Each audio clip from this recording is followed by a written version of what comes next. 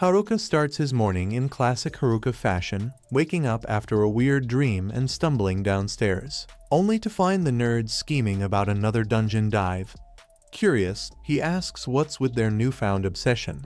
They spill the beans. They're chasing a rare dungeon drop, a harem ray. Apparently, after a month in this world, the nerds have had about as much luck with women as a cactus has in a snowstorm. And this magical gadget is their last hope to turn things around.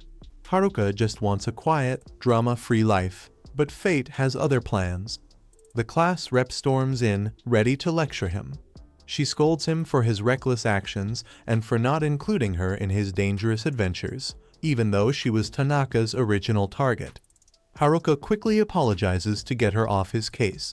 She leaves, satisfied, while he's left lying on the floor, wondering how his peaceful life turned into a chaotic mess.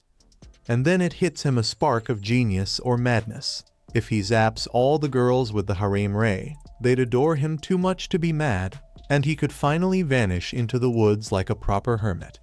With his mission clear, Haruka decides it's dungeon time.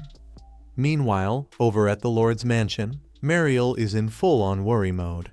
Her father's been burning the candle at both ends, thanks to a spike in monster sightings and shady merchant activity.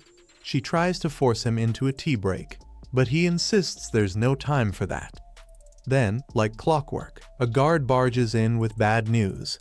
A massive horde of monsters is headed straight for the dungeon. Cut to Haruka, casually strolling into said horde.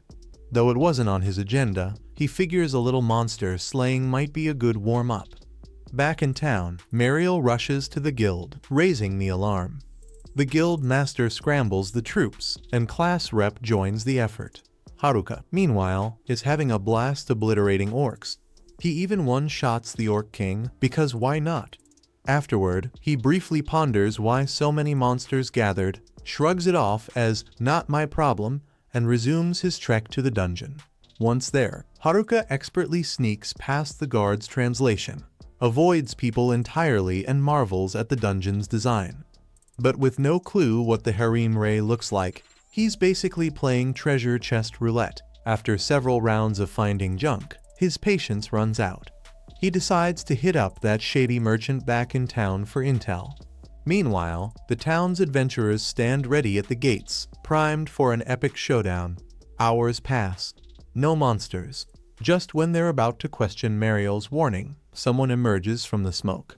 Weapons drawn, they brace for battle only to see a sleepy Haruka trudging back from his productive day. Confused by their tension, Haruka listens as the class rep explains the supposed orc invasion. When asked if he saw anything unusual, he casually mentions annihilating a monster horde earlier. Cue collective exasperation. The guild master and Mariel, though grateful for his heroics, scold him for his recklessness. Haruka, unfazed, mentally checks out and starts plotting his next move, Operation Harem Ray. Don't forget to like and subscribe because Haruka's chaos isn't stopping anytime soon. The guild master drops a bombshell on Haruka. Monster activity is on the rise, and some have even started spilling out of the dungeon. A dungeon stampede might be brewing, and he orders Haruka to promise he'll cut out the reckless antics. Back in his room, Haruka broods over the day's drama. With the guild master and Mariel now breathing down his neck, sneaking out of town just got as tricky as dodging an overzealous babysitter. The next morning, Haruka strolls into the magic item merchant's shop, where the merchant's face screams, "Oh great, it's him." Haruka quickly assures the guy he's not there to raid the shelves but to ask a question. He inquires about the elusive harem ray. The merchant hasn't heard of it, but mentions a charisma-boosting ring that sounds like Haruka's jackpot. When Haruka asks where to find it, the merchant chuckles and explains that treasures like that aren't lounging around on the first floor, they're deep, probably on the 50th floor. For context, no one's ever made it that far. With 100 floors in the dungeon, getting there means smashing through 49 bosses, and even the merchant seems skeptical of Haruka's odds.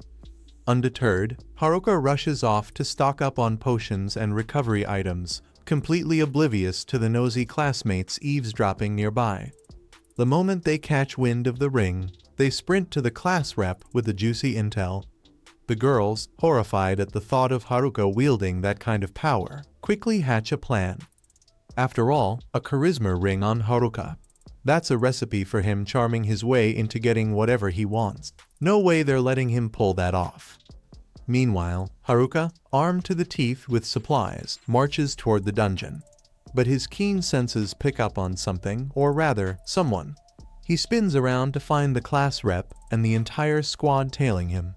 Confused, he raises an eyebrow and asks, "What are you guys doing here?" But class rep fires back. "That's our line. What are you up to?" Class rep corners Haruka, accusing him of chasing after the Rize ring. Haruka, ever the improviser, denies it with a straight face and spins a ridiculous tale about hunting the tree's ring, a magical item that lets you chat with animals. Naturally, no one buys it, and when his poker face doesn't work, he does what any self-respecting loner would do: he legs it. The class squad immediately takes off after him. Haruka knows that if class rep gets her hands on the ring first, she'll have him under her thumb faster than he can say solo life. Picking up the pace, he hears her yell that running in the dungeon is dangerous and could trigger traps. Haruka smugly brushes off the warning, flexing his maxed out luck stat. Too bad his luck stat didn't account for crumbling dungeon walls. One ill-placed hand later, the wall collapses, and Haruka's free, falling into what looks like a bottomless pit. Class rep lunges to save him, but it's a second too late. Haruka falls. Eventually, it dawns on him that airwalk could be handy right now, but by then, he's already near the bottom. Thinking fast, he uses earth magic to soften the landing, barely escaping a dungeon pancake situation. Looking around, he wonders if he's hit the 100th floor. A single ominous path stretches ahead, and his gut screams it leads straight to the final boss. With airwalk out of the equation for escaping this deep, he has no choice but to move forward. On the upside, his unplanned nosedive unlocked 2 new skills: trap detection and spatial awareness. Scanning the area, he confirms it's trap-free, only to stumble on a new nightmare. He's on floor 101. That's right, the hidden floor. And guess who's home? The dungeon's secret boss. Haruka walks down the mana-filled hallway and reaches the boss room. He opens the door and is hit by a wave of heavy mana. Inside stands the dungeon emperor, a giant undead lick that looks terrifying. Haruka checks its stats and sees it's level 100. He knows he's in big trouble. Meanwhile, the class group reaches the 47th floor but still can't find Haruka. Someone suggests he used a portal to escape, but Oda explains portals only appear after beating bosses. The team gets nervous, remembering the Dungeon Emperor is said to be way stronger than the Dungeon King. Still, class rep pushes them to keep going. In the boss room, Haruka knows liches are dangerous magic users.